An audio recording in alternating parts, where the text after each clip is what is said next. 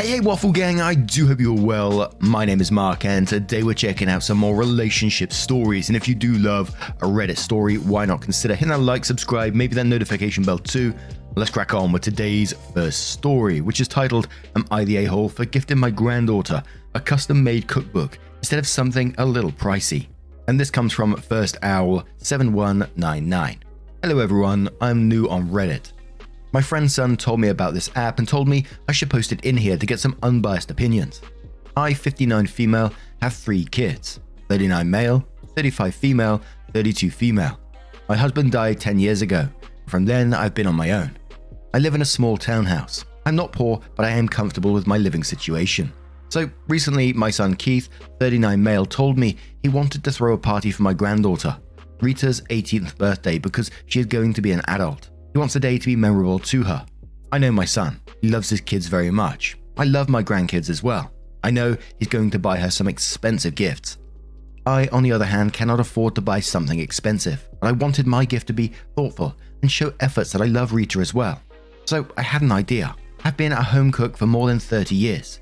I used to work in a restaurant before and then moved on to having my own catering business in my early years. I loved creating new recipes and altering the old ones to my own. So I had an idea to make a compilation of some of my signature recipes and make them into a book. I wrote down 20 recipes on my computer, and with the help of some grateful people, I was able to print them out. I had another idea to make the recipes into a cookbook. So I went on a publication house and told them to make a cookbook that looks like an ancient book, except it will contain recipes. I did that because 1, Rita has a passion for cooking.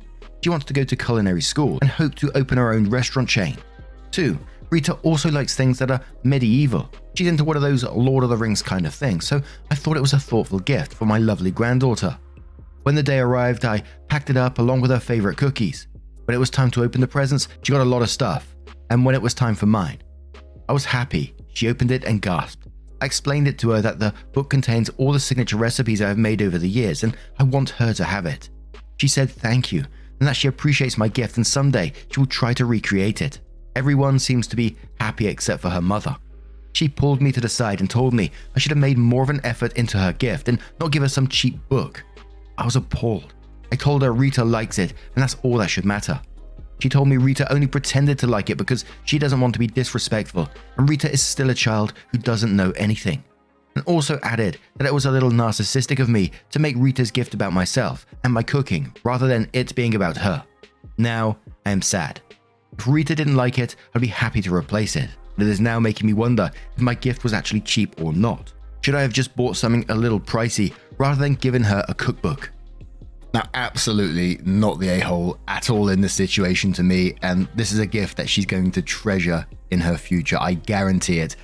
I think gifts like that, where you're putting your time, your effort, your thoughts into it, are absolutely wonderful, and it just brings me to the last couple of years since we lost my dad and my mum, and one of my nieces, she buys me like a t-shirt or an item of clothing, which, you know, I always love having, but she also makes like a custom gift of some sort.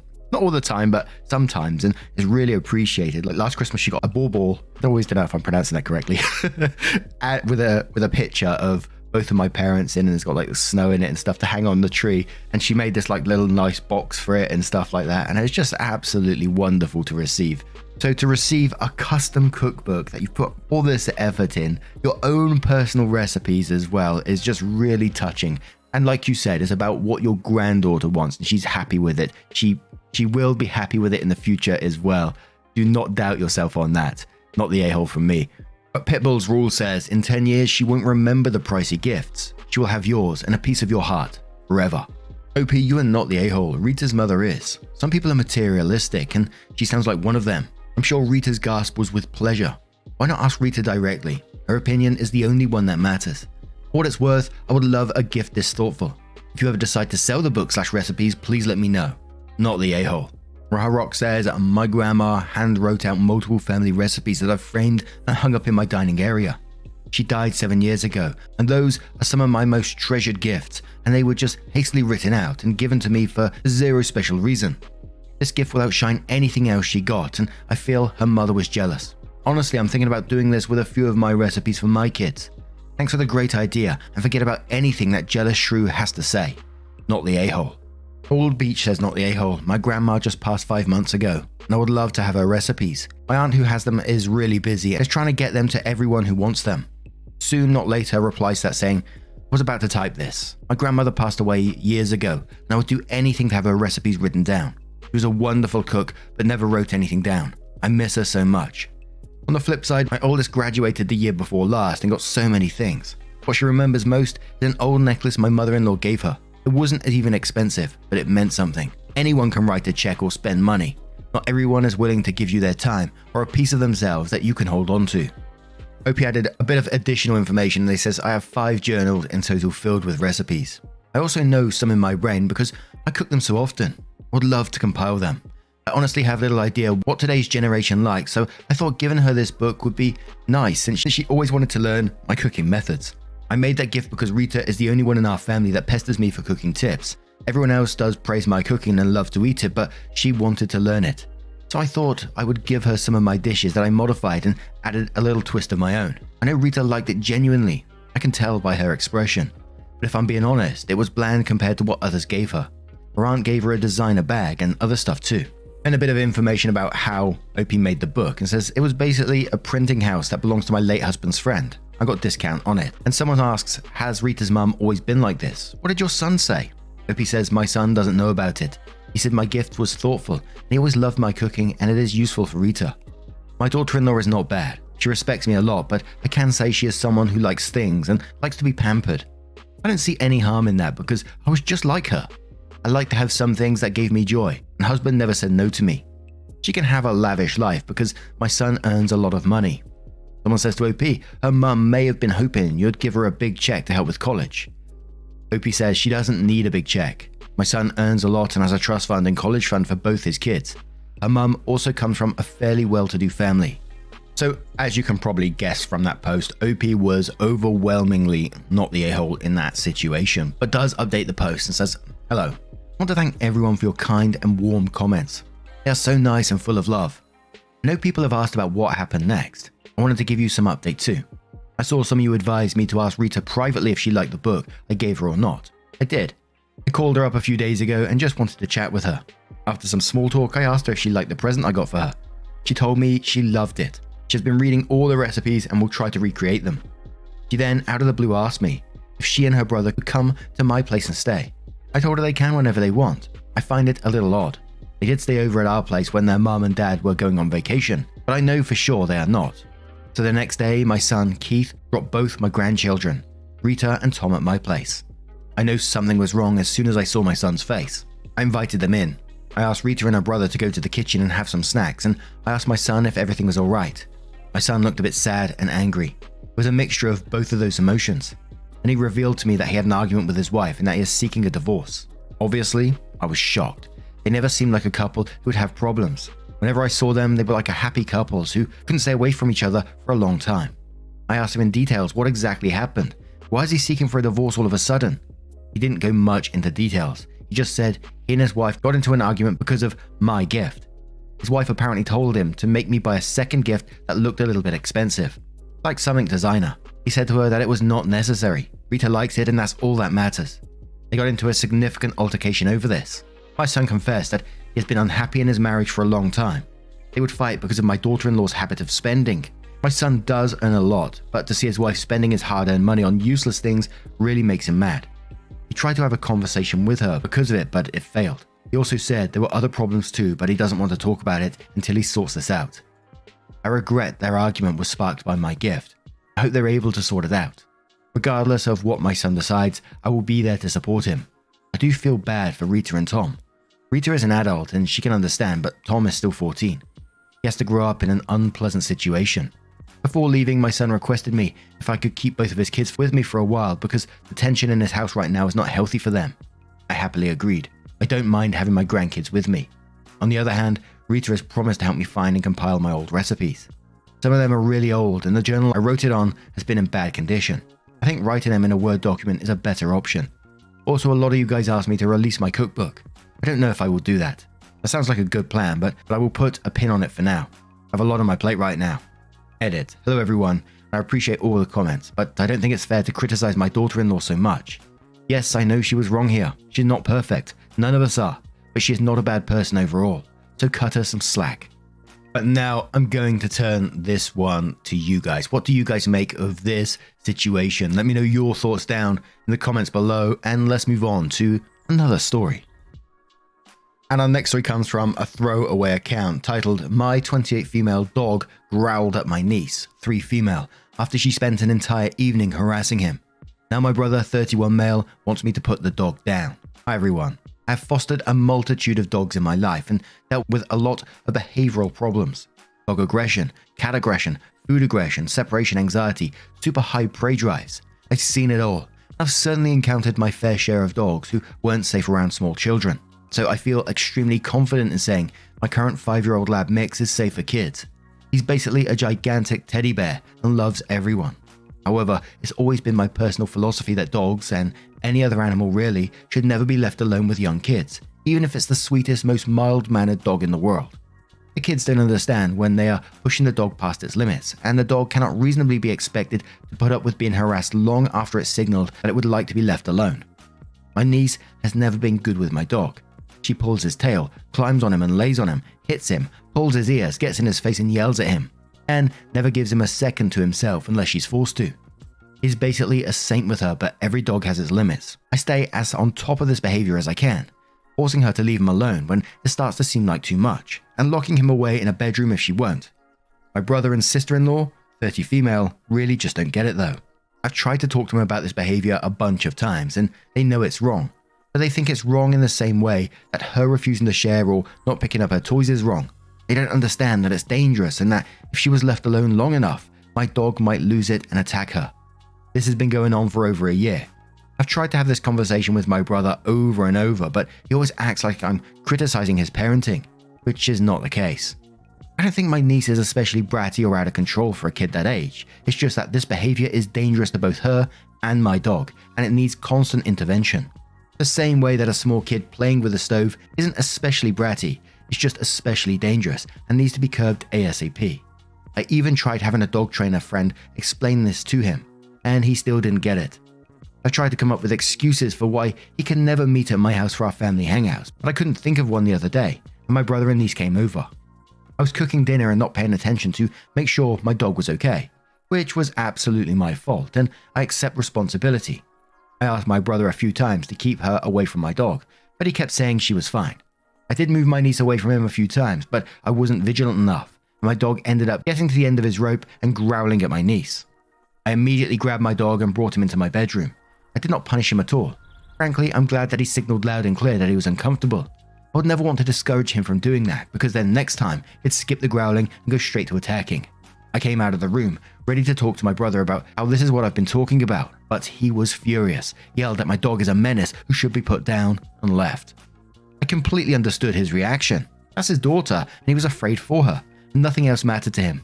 But he hasn't calmed down at all since this happened, and won't talk to me except to say my dog needs to be put down, and he won't be speaking to me until it's done. He also tried to involve our parents, who said they will absolutely not be getting involved. They know my niece's behavior with my dog has been a problem in the past. I've not heard from my sister-in-law at all, which makes me think she might agree with me. Knowing her personality type, I don't think she'd sit out of a fight like this if she thought my dog was dangerous. The way I see it, this is solely my fault and my brother's fault. I shouldn't have allowed my niece to harass my dog. I knew what could happen, and I was more concerned about how upset my brother got when I tried to bring it up than I was about my niece's safety. I should have just said my niece wasn't allowed around my dog until she got a bit older, and dealt with whatever fallout there was within my family. Similarly, my brother should have kept a better eye on his kid, and not been so defensive when I tried to explain the problem. My dog, on the other hand, put up with being harassed for over a year, and when he was finally pushed to his limits, signaled very loudly and harmlessly that he needed to be removed from the situation. He is not dangerous, and I will not put him down. My brother is now saying that the entire family has sided with a dog over his child, which is not the case.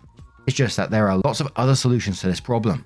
I'm perfectly happy to crate my dog when they come over, or leave them in another room, or just have them over again and hang out somewhere else. There's no reason for my niece to ever see my dog again, and I'll be happy to talk over a solution with him. It's just that he won't talk to me at all, and I don't know what to do. Should I give him more time to cool off? Should I go over to his house to try and talk? I don't want to ruin this relationship. We're very close, but I'm not putting my dog down over this. Radiant University said on this one, your brother is being an arse and I'm sorry. I'd let him pout it out. You going to him to talk it over is only giving him what he wants. Attention. It's not his daughter's fault or the dog's fault. It's his and his wife's fault for not teaching their daughter how to play with your dog and when to leave the dog alone. If they want to be this ridiculous and ruin your relationship with them over it, that's on them. Egg Jacket says people don't want to come out and say it, but your brother is a shitty dad. Your stove analysis is spot on. When you see your kid doing something dangerous, you stop them immediately. This isn't a parenting decision that we can agree to disagree on. Like breastfeeding past a certain age or kissing your kid on the mouth. He's allowing his kid to harass an animal after being told multiple times how dangerous it is. He even got a dog trainer to try to explain it to him and he still blew it off. What the hell is wrong with him? And now that he's been given that most gentle wake-up call in the world, he's lucky his daughter didn't get bit. He wants the dog put down. Your niece is going to get attacked by a different dog. In fact, if you put this dog down and got a different one, it would just attack her instead. Because your dog acted completely rationally and the next dog will do it too. One more from Sipika who says, your bro needs to educate his kid, as well as please keep the niece out of your house. If this was an incident where you are out and walking the dog and he starts growling at kids, okay, dog needs to be trained, but the dog was in a safe space, getting harassed. I don't feel like it's fair that he needs to get locked up in the bathroom because the kid is uneducated and doesn't have boundaries. Kids will be kids, sure, but kids won't harass animals if they are taught to respect them first. Your brother has no right over another creature's life. Then OP updates the post and they say, hey everyone, thank you so much for the advice on my previous post. It blew up while I was asleep and I couldn't respond to everyone's comments, but I did really appreciate all the people who took the time to give me advice on how to handle my brother. This update is kind of a mixed bag. My family has been having dinner together one night a week since the pandemic started, usually at my parents' house. This week I thought my brother and his family would sit it out and it would just be me and my parents, but my sister-in-law showed up, without my brother or niece. She said she absolutely did not want to discuss what happened, so we didn't.